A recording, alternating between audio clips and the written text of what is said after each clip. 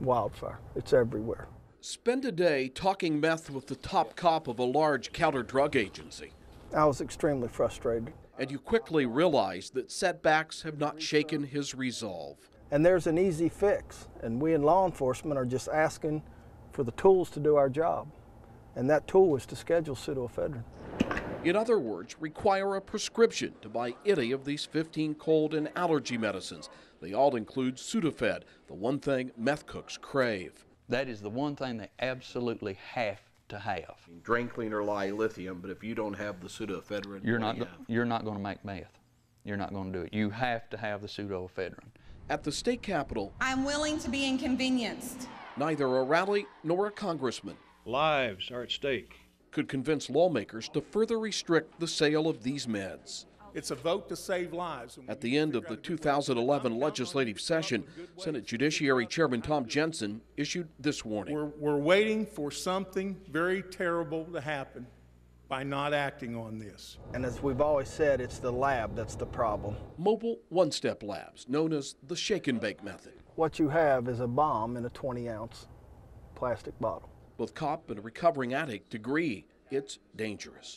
It takes the drug to a whole new level, because then you're not just using it to get high, but there's always that risk factor that you're going to kill yourself in the process. Using state police statistics, this graph illustrates a rapid rise in the discovery of meth labs, record highs the last 2 years. Over the first 3 months of 2011, we're up over 45% from last year.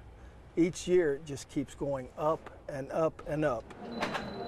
Cutting off the supply seems like common sense. Cops say it's working in Oregon and Mississippi, so why not clamp down here at the meth cook's source?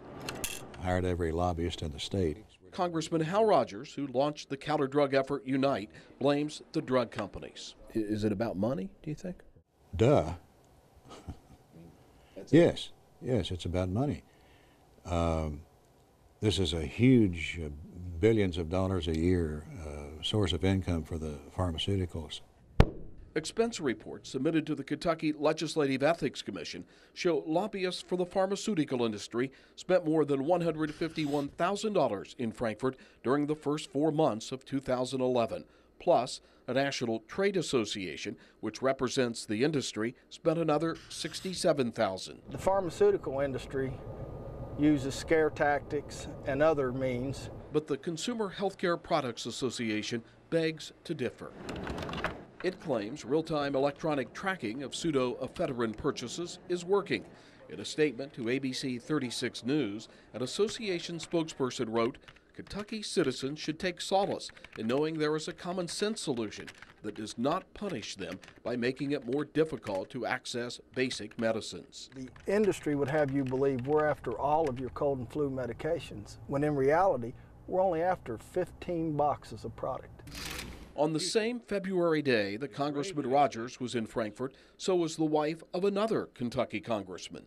If this bill becomes a law, then the evil deeds of a few will result in the punishment of many good, hard-working, law-abiding Kentuckians. Wasn't this still stepping on people's rights to go buy needed medicine? Well, there would have been some inconvenience for people that legitimately need pseudoephedrines. Still, Congressman Rogers says reasonable limits make sense.